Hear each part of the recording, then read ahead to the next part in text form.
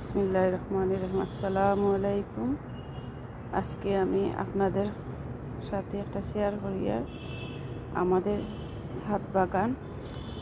এখানে এই ছোট ছোট জিনিস আমার আম্মু লাগাইছেন ছাদের মধ্যে।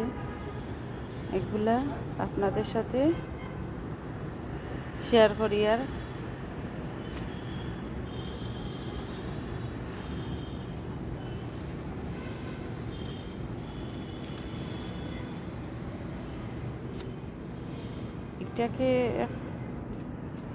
এইটাকে টক পাতা বলে, মানে এইটা অন্য ধরনের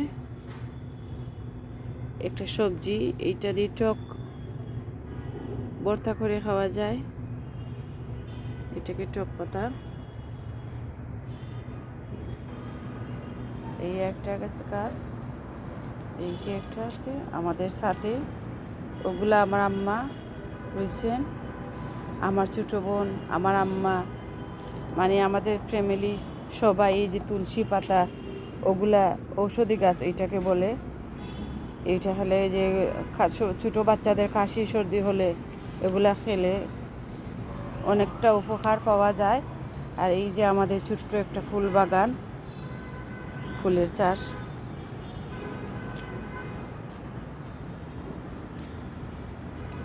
এই আরও আছে গাঁদা ফুল।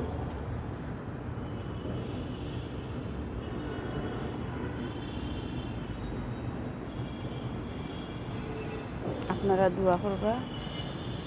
আর একটা জিনিস আপনাদের সাথে শেয়ার করি এই আর একটা গাছ। আমি গাছ অনেক ভালোবাসি। এই গাছটা আজ 2017 সালে এই গাছটা মানে চারা আনছিলাম নার্সারি থেকে। আনার পরে আজ 7 বছর হয়ে গেছে, কিন্তু এখনও কোনো ফল ধরে নাই। এই গাছটা কি জানি না, আপনাদের কাছে প্রশ্ন থাকলো আমার, আপনারা কমেন্ট করে বলবেন। এই গাছটা যদি আপনারা চিনেন তাহলে এই গাছটার নামটা কি বলবেন দয়া করে। এই গাছটা অনেক যত্ন করে আমি এই গাছটা রুইয়ে 7টা বছর থেকে এই গাছটা আমি রোপণ করে আসছি আমার সন্তানের মতো। আমি এই গাছটাকে অনেক ভালোবাসি।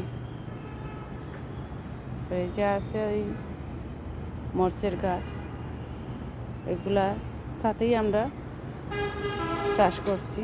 আর এইটা হচ্ছে পেঁপে গাছ। এটাকে বলে রুজেটের গাছ।